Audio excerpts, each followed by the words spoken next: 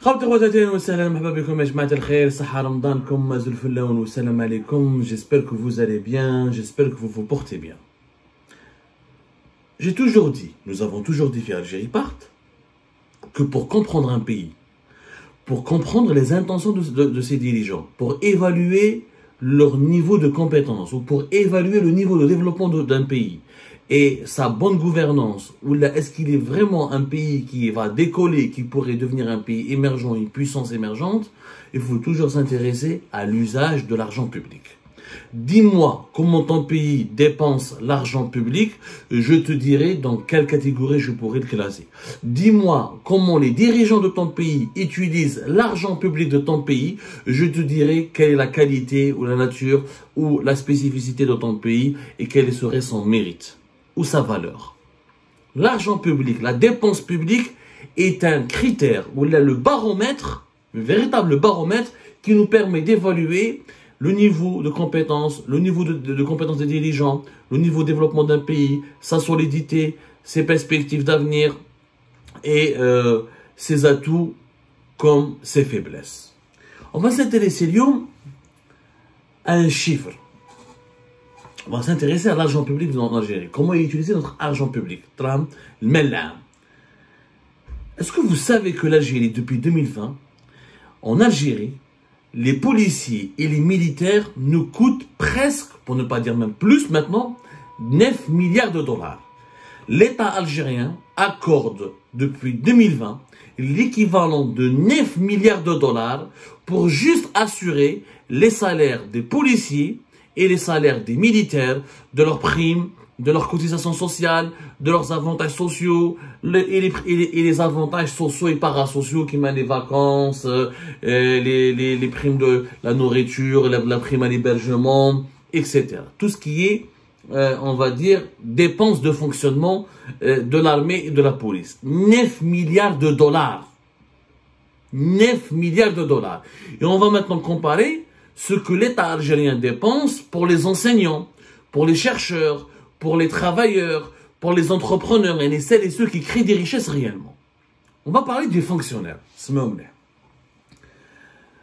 En Algérie, en 2020, on avait exactement plus de 2 283 000 fonctionnaires. C'est-à-dire en 2020, 2 283 000 fonctionnaires. Lyon, en 2024, nous avons plus de 2 800 000. Ce chiffre a été révélé par le ministère du Travail, puisqu'il y a eu des augmentations de salaire qui ont été décidées pour l'année 2023 et 2024. Les fonctionnaires, les 2,8 millions de fonctionnaires algériens vont bénéficier depuis le début, en tout cas depuis le début de l'année 2024. Pour certains d'entre eux, ils vont commencer à les toucher même au cours des mois d'année 2024, de nouvelles augmentations de salaire qui varient entre 4 500 dinars et 8 500 dinars. يعني بين 450,000 و 850,000 pour على حساب les catégories, على حساب les échelles, على حساب le classement professionnel de ces fonctionnaires. Le fonctionnaire qui touchera l'augmentation la plus faible sera de 4 500 dinars. Celui qui touchera la meilleure augmentation sera de 8 500 dinars. Donc, regardez que de 2020 à 2024, on est passé de 2 283 000 à 2 800 000. Donc, en 4 ans, on a recruté pratiquement 600 000 fonctionnaires. C'est extrêmement important, immense pour un pays comme l'Algérie, pour une raison simple, je le répète, avec tout le respect que j'ai pour les fonctionnaires, mais dans les pays les plus développés, on essaie toujours de contrôler les dépenses concernant la fonction publique et le nombre des fonctionnaires, parce que les fonctionnaires ne créent pas de richesse. Un fonctionnaire, il est ou agent d'administration publique, il travaille essentiellement pour les administrations publiques, pour les services de sécurité, pour le secteur de l'enseignement et le système de la santé publique. Mais à part la santé publique qui permet de soigner les citoyens et le secteur de l'enseignement qui permet de former les citoyens, les autres fonctionnaires n'apportent rien au pays. Avec tout le respect que j'ai pour eux. Je respecte les militaires, je respecte les policiers, mais les militaires et les policiers ne créent pas de richesse. ils surveillent, ils protègent le pays. Grâce à la sécurité, vous allez me dire, oui, grâce à la sécurité, et on a le développement économique. Il n'y a pas de développement économique sans sécurité. C'est vrai. Il n'y a pas de développement scientifique sans sécurité. C'est vrai. Mais la sécurité n'est pas l'élément fondamental qui permet, le seul élément qui permet le développement économique ou le développement scientifique. Un policier ou un militaire ne peut pas contribuer à la recherche scientifique, il crée pas des emplois, il crée pas de nouveaux emplois, il rapporte pas des salaires, il rapporte pas beaucoup d'argent à son pays, il est là pour surveiller. Il faut avoir des militaires et des policiers, mais il ne faut pas avoir que des militaires et des policiers. Un pays, pour se développer, a besoin d'enseignants, de médecins, de chercheurs, d'ingénieurs. Et malheureusement, quand on voit les fonctions, la dépense des personnels, un peu comme les lois de finances en Algérie, ont toujours été jusqu'à 2023 divisées en deux parties. Budget de fonctionnement, budget de l'équipement. Le budget de fonctionnement, à partir de 2023, ils ont changé. Il y a une nouvelle loi rectificative, il y a un nouvel réaménagement de la répartition des budgets publics en Algérie. On a créé, à partir de 2023, une loi de finances qui se divise à travers 7 dépenses. 7 dépenses. Il y a 7 catégories de dépenses totalement différentes, et on n'a plus de budget de fonctionnement et de budget d'équipement. On a les dépenses de personnel, les dépenses de financement des services, les dépenses d'investissement, les dépenses de transfert, les charges de la dette publique, les dépenses d'opérations financières et les dépenses imprévues. C'est comme ça que depuis 2023, les lois de finances elle est à articuler. Alors que avant 2023, c'était beaucoup plus simple. Budget de fonctionnement, budget de l'équipement. Au sein du budget de fonctionnement, on va prendre l'année 2020 comme exemple. Il faut savoir que les dépenses, les salaires des fonctionnaires représentent plus de 51% de tout le budget de fonctionnement de l'État algérien. En 2020, c'était 51,06%. C'était l'année de la Covid-19. Et malgré que l'économie était totalement paralysée, etc., qu'il y avait beaucoup de confinements, que les services publics étaient gelés, paralysés, beaucoup jusqu'à même pratiquement une bonne partie de l'année 2021, voire une année 2022, l'Algérie dépensait, maintenait la principale dépense de l'État algérien a toujours été, elle est encore, c'est les salaires de ses fonctionnaires. Dans l'année 2020 comme exemple, dans l'année 2024, on a fait des décryptages des lois de finances de 2023, des dépenses de l'État algérien en 2024. Vous avez suffisamment d'émissions de décryptage et d'articles sur algériepark.com, là sur YouTube, là sur Facebook. Nos contenus ont suffisamment éclairé les dépenses publiques en ce qui concerne les salaires des fonctionnaires en 2023 en 2024. Nous prenons l'exemple de 2020. Parce qu'on a plus de détails, pour que vous compreniez le paradoxe de l'Algérie et pourquoi vous allez comprendre à la fin pourquoi l'Algérie ne peut pas se développer. Impossible, l'Algérie ne va se développer, ni elle pourra jamais devenir un pays riche. Voilà pourquoi. 2020. Les 51% du budget de fonctionnement consacré aux fonctionnaires algériens, qui était à l'époque 220, encore une fois, 2 283 000, alors qu'ils sont aujourd'hui 2 800 000, les dépenses totales pour leur salaire, on appelle ça les dépenses de personnel, c'est-à-dire les salaires,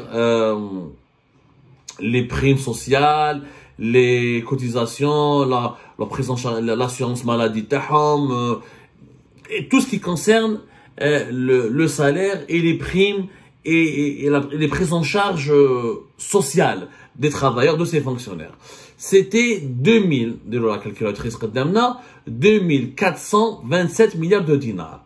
2427 milliards de dinars. 2427 milliards de dinars. C'est l'équivalent de 18 milliards de dollars. 18 milliards de dollars. Mais vous la plus de 18 milliards de dollars ont été donc dépensés. L'équivalent de plus de 18 milliards de dollars ont été donc dépensés par l'État algérien en 2020 pour financer ce qu'on appelle les dépenses de personnel, c'est-à-dire les salaires, les pensions, les allocations, les charges sociales, parce que les fonctionnaires, quand ils partent à la retraite, il faut leur payer la retraite, et les primes, et les avantages sociaux, les logements de fonction, les voitures de fonction, les vêtements, les frais de mission, etc.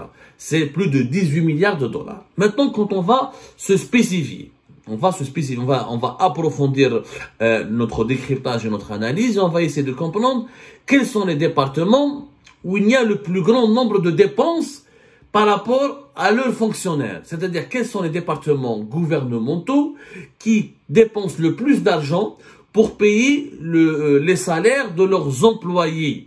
ou là de leurs fonctionnaires. Et là, sans surprise, c'est le ministère de la Défense nationale qui capte en Algérie 44,6% de tout le budget financé, tout le budget dépensé par l'État algérien pour prendre en charge, pour financer les salaires des fonctionnaires, leurs allocations, leurs charges sociales, leurs cotisations sociales, leurs primes, etc. 44,6% du budget de l'État algérien, je répète, est dédié au paiement des salaires, des cotisations, des allocations et des primes et des avantages sociaux des militaires, des fonctionnaires du ministère de la Défense nationale qui sont les militaires. Les militaires algériens, nous coûtent depuis, les salaires les salaires et les avantages sociaux, les primes et les allocations que touchent les militaires algériens depuis 2020, ça nous coûte en dinars 1084 milliards de dinars. 1084 milliards de dinars. Donc, c'est l'équivalent de plus de 8 milliards de dollars. Sur les 18 milliards de dollars que l'État algérien dépense pour payer les salaires de ses fonctionnaires, leurs primes, leurs allocations, etc., leurs avantages sociaux, vous avez bien compris, c'est pas la peine de se répéter, 8 milliards de dollars sont amputés et accordés au ministère de la Défense nationale. C'est le département, c'est le ministère qui nécessite le plus d'argent pour financer les salaires de ses agents et de ses fonctionnaires. 8 milliards de dollars pour les fonctionnaires. Nous retrouvons maintenant quel est le deuxième département ministériel qui dépense ou là qui capte la dépense publique ou là qui prend une part importante du budget de l'État pour payer les salaires de ses agents, de ses fonctionnaires. C'est le ministère de l'Éducation nationale avec un pourcentage de 27,4%.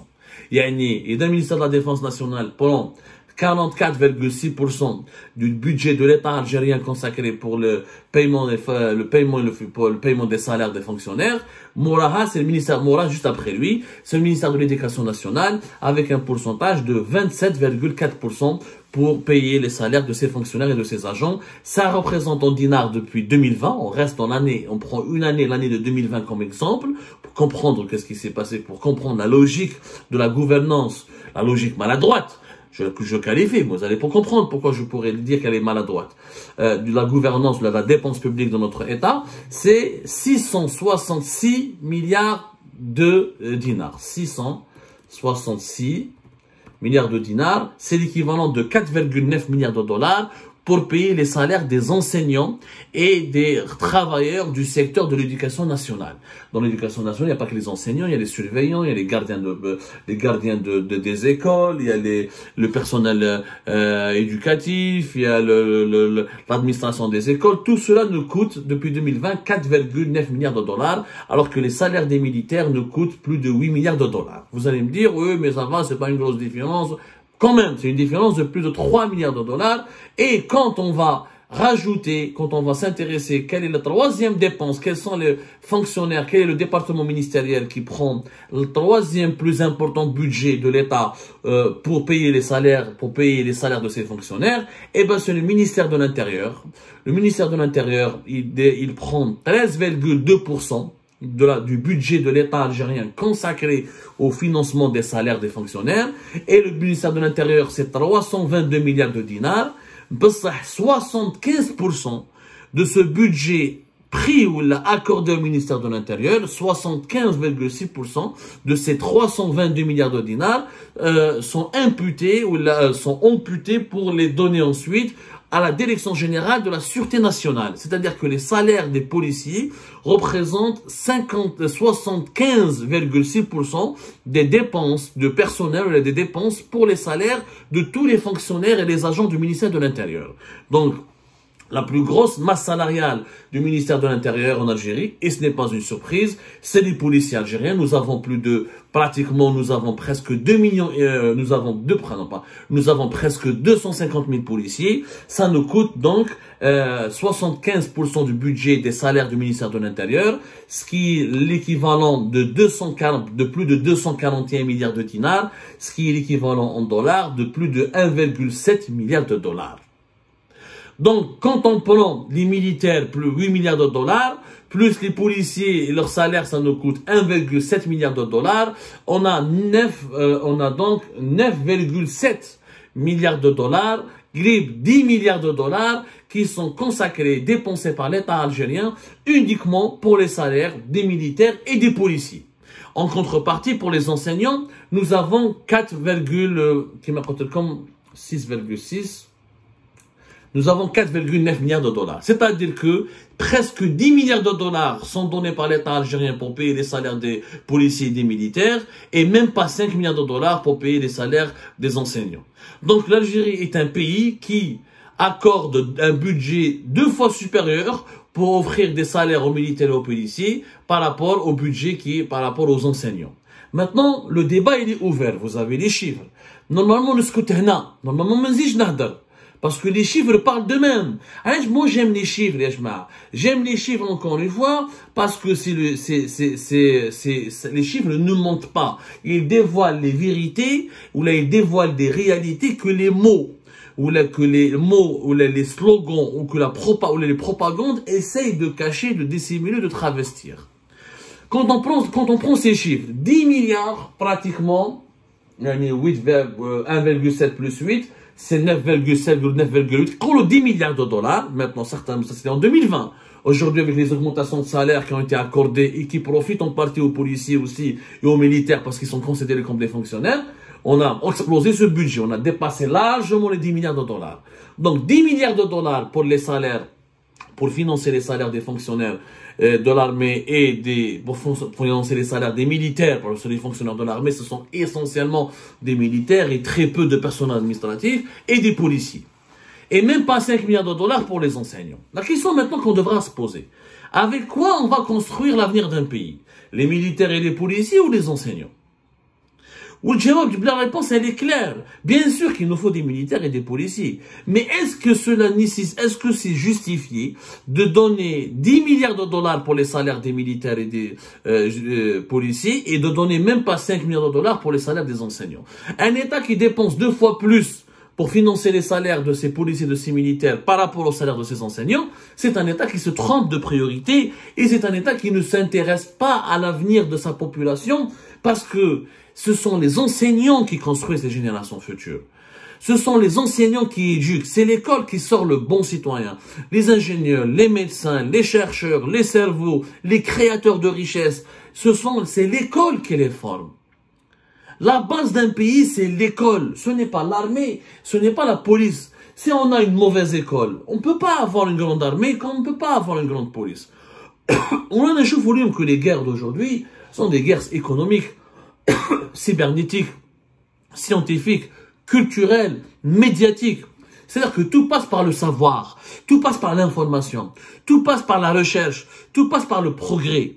Ce ne sont pas les policiers et les militaires qui pourront donc assurer l'avenir de l'Algérie, ni la protéger contre les crises sociales, économiques, contre les menaces culturelles et les guerres d'information. Ce n'est pas la police et l'armée. La police et l'armée, elle est là justement pour accompagner le pays dans son développement, pour le protéger. Mais la véritable protection d'un pays, c'est le savoir, c'est le progrès scientifique. C'est la richesse économique, c'est la croissance économique, c'est la création de nouveaux emplois, c'est la création de nouvelles richesses. Et là, vous allez comprendre, voilà, c'est un simple déchiffrage. Il faut faire de la recherche, il faut obtenir les chiffres, il faut se casser la tête pour comprendre qu'un simple déchiffrage, qu'un déchiffrage en tout cas, nous permet de comprendre les raisons du sous-développement de notre pays. On ne se développe pas, on n'arrive pas à être un pays émergent, ni une puissance régionale, ni une puissance de cours, ni un pays crédible, tant qu'on dépense tout notre argent pour financer des policiers et des militaires, au détriment des enseignants, des chercheurs, des universitaires, etc., qui sont eux qui créent les richesses. Tant que l'Algérie n'investit pas dans celles et ceux qui créent les richesses, dans celles et ceux qui créent des emplois, dans celles et ceux qui apportent de la croissance au pays, elle ne pourra pas se développer.